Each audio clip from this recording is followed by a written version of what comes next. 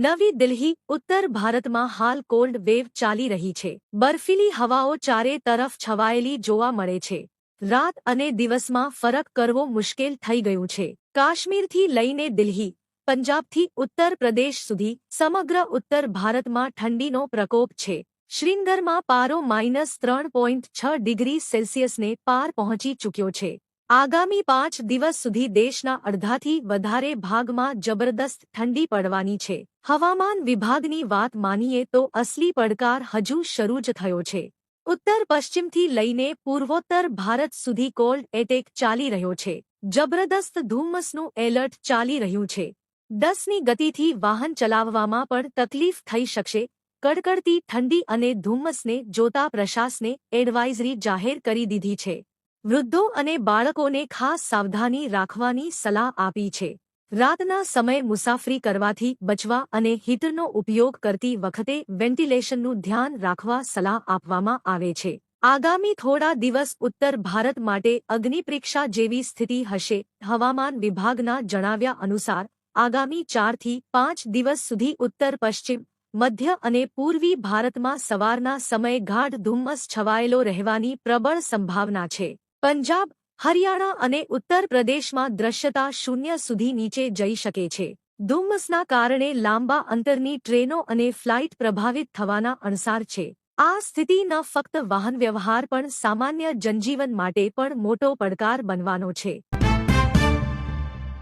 મૌસમ વૈજ્ઞાનિકોએ 05 થી 07 જાન્યુઆરીની વચ્ચે રાજસ્થાનના પૂર્વી ભાગ અને ઝારખંડમાં કોલ્ડ ડેની સ્થિતિ રહેવાની ચેતવણી આપી છે। પશ્ચિમી રાજસ્થાન અને બંગાળમાં જાન્યુઆરી દરમિયાન ભીષણ ઠંડી રહેશે। બિહાર અને મધ્ય પ્રદેશમાં જાન્યુઆરીએ ગંગાના મેદાની વિસ્તારમાં સૂરજના દર્શન દુર્લભ થશે। આ દરમિયાન દિવસનું તાપમાન સામાન્યથી નીચે રહેવાની આશા છે। હવામાન વિભાગની સૌથી ડરામણી અપડેટ શીત લહેરને લઈ છે। 06 થી 10 જાન્યુઆરી દરમિયાન ભારતના કેટલાય રાજ્યો તેની ચપેટમાં આવી રહ્યા છે। પંજાબ, હરિયાણા અને ચંડીગઢ 06 થી 09 જાન્યુઆરીની વચ્ચે કડકડતી શીત લહેર ચાલશે। રાજસ્થાનમાં પૂર્વી રાજસ્થાનમાં 06 થી 10 જાન્યુઆરી અને પશ્ચિમી રાજસ્થાનમાં જાન્યુઆરી સુધી એલર્ટ જાહેર કરવામાં આવ્યું છે। મધ્ય ભારતમાં છત્તીસગઢમાં 06 થી 8 જાન્યુઆરી અને ઝારખંડમાં જાન્યુઆરીના રોજ બર્ફીલી હવાઓ લોકોને ધ્રુજાવી દેશે। આગામી થોડા અઠવાડિયાઓમાં સોનું અને ચાંદીની કિંમતોમાં મોટી ઉથલપાથલ કરતા મર્યાદિત દાયરામાં ઉતારચઢાવ જોવા મળી શકે છે। તેનું મુખ્ય કારણ અમેરિકન ફેડરલ રિઝર્વની બેઠકના મિનિટ્સ છે, જેનો સીધો પ્રભાવ વૈશ્વિક બુલિયન બજાર પર પડે છે। ડિસેમ્બર બેઠક સાથે જોડાયેલા સંકેતો સામે આવ્યા બાદ સોના પર દબાણ વધ્યું અને સોનું ચાંદી બંને પોતાના રેકોર્ડ સ્તરથી નીચે સરકી ગયા। સાથે જ રોકાણકારો અમેરિકાના નવેમ્બર મહિનાના પેન્ડિંગ હોમ સેલ્સ જેવા મહત્વપૂર્ણ આર્થિક આંકડાઓ પર પણ નજર રાખી રહ્યા છે, જે આગળની દિશા નક્કી કરી શકે છે। નિષ્ણાતોનું માનવું છે કે 2026માં સોનું અને ચાંદીની કિંમતોમાં મજબૂતી જળવાઈ શકે છે। વૈશ્વિક સ્તરે વ્યાજદરોમાં કાપની શક્યતા, સલામત રોકાણની માંગ અને ઔદ્યોગિક ક્ષેત્રમાંથી મજબૂત ડિમાન્ડ તેમની કિંમતોને ટેકો આપી શકે છે।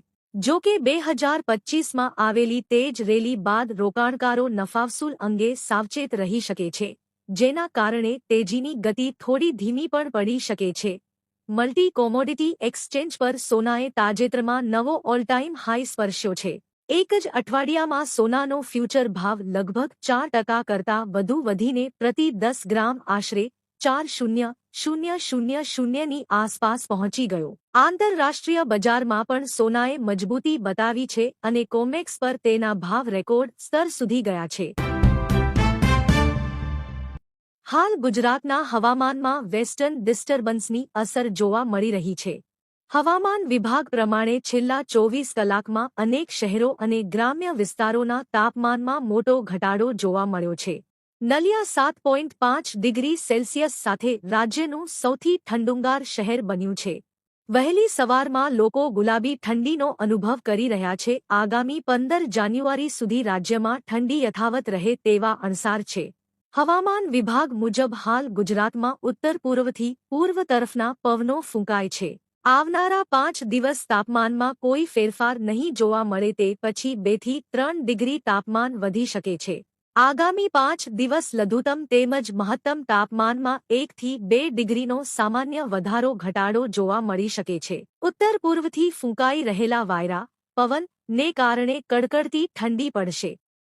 સૌરાષ્ટ્ર અને કચ્છના કેટલાક વિસ્તારમાં રાત્રિના સમયે તાપમાનનો પારો ગગડી શકે છે. આગામી સમયમાં પવનની દિશા ફેરફાર થશે જેથી તાપમાનમાં પણ વધઘટ થઈ શકે છે.